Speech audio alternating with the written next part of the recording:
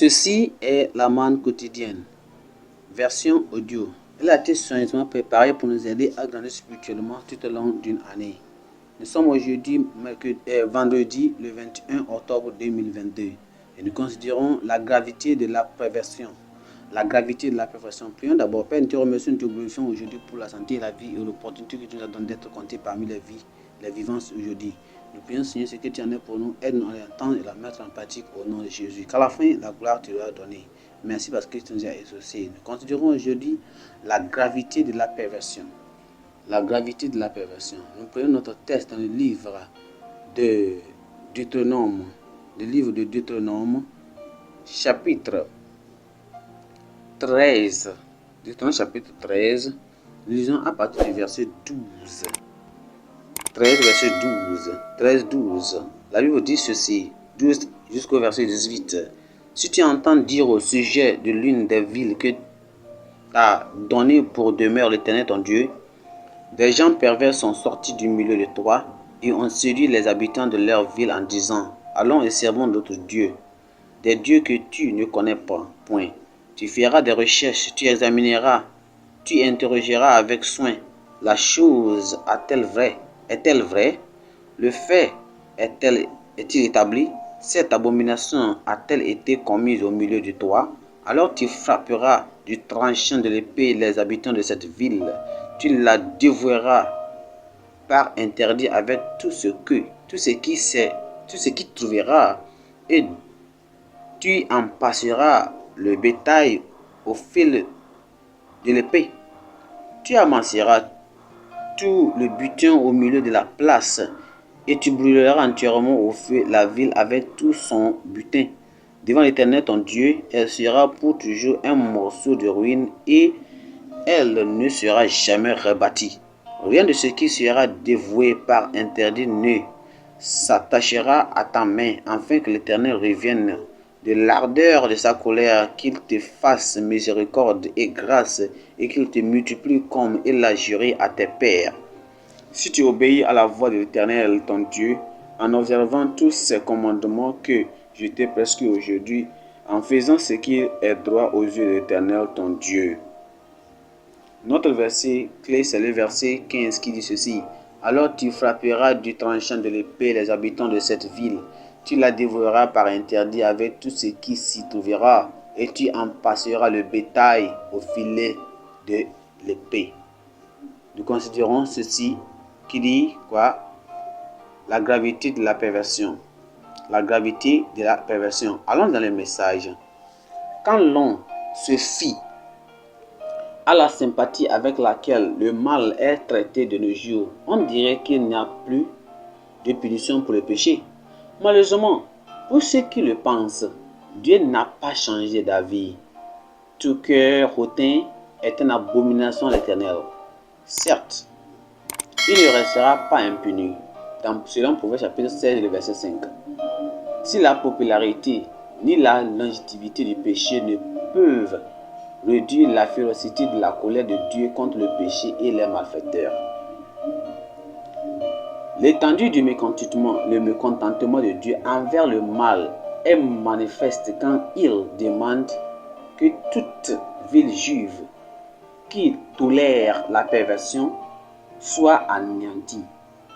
Dieu les avait mis en garde contre les activités des faux prophètes et de personnes sans foi ni loi qui pourraient surgir dans l'intention de les détourner du vrai culte.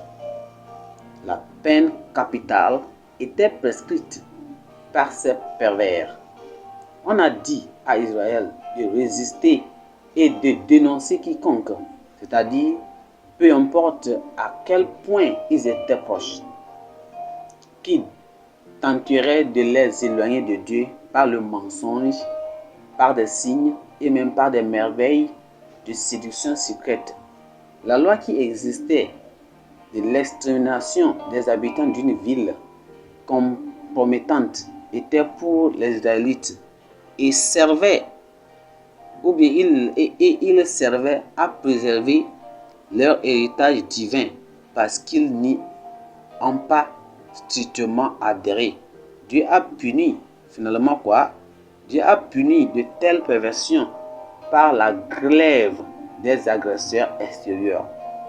Les chrétiens destinés au ciel ont le devoir de résister aux trompeurs modernes qui, pour des raisons égoïstes ou sataniques, cherchent à détourner les gens de la vérité. Peu importe qu'il s'agisse de membres d'église, même d'amis ou même des relations, ceux qui font des compromis avec eux partagent leurs péchés et accumulent la colère divine qui finira par éclater sur eux. Dieu se fâche en face du péché, mais Christ Jésus a payé le prix de nos péchés. Les pécheurs qui réalisent leur état de péché et leur impuissance et placent leur foi en Christ sont pardonnés et transformés. Mais ceux qui restent impénitents et négligent le grand salut apporté par le sang expiatoire de Christ sont toujours en danger.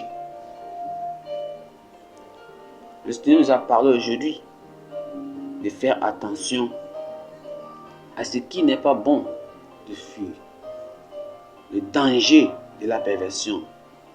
Regarde ta vie, est-ce qu'il y a une perversion là-bas? Israël a été en perversion. Il a été en perversion. L'information et tout ce qu'il les a dit. Les séduceurs, les faux prophètes, ils sont venus pour expier tous leurs biens parce qu'ils ont trompé. Le Seigneur dit, ne les écoute pas. Que Dieu nous aide à se méfier des trompeurs, soit des membres, soit des amis, soit des membres de l'église, soit des membres de la relation. Nous allons les couper et se séparer d'eux pour ne pas attirer la colère de Dieu sur nous au nom de Jésus. Que Dieu nous aide à le faire au nom de Jésus. Et en le faisant, la grâce et la bonté de l'église sera si grande sur nous au nom de Jésus. Au nom de Jésus. Prions d'abord. Père, nous te remercions pour la grâce et la miséricorde. Nous prions, Seigneur, que la grâce et la miséricorde ne soient jamais détournées par les erreurs des hérétiques. Nous prions, Seigneur, que tu nous donnes l'aide et la clarté avec la conviction inébranlable sur la vérité fondamentale des Écritures. Nous prions pour la délivrance de ceux qui étaient autrefois dans la vérité, mais qui sont maintenant tombés par l'erreur. Tous les regards, Seigneur, aide à revenir vers toi au nom de Jésus.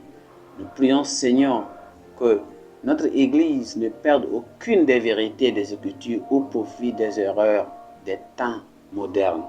Aide-nous, Seigneur, à se tenir toujours sur tes promesses, quels qu'en soient les problèmes, quels qu'en soient toutes ces personnes qui vont venir vers nous.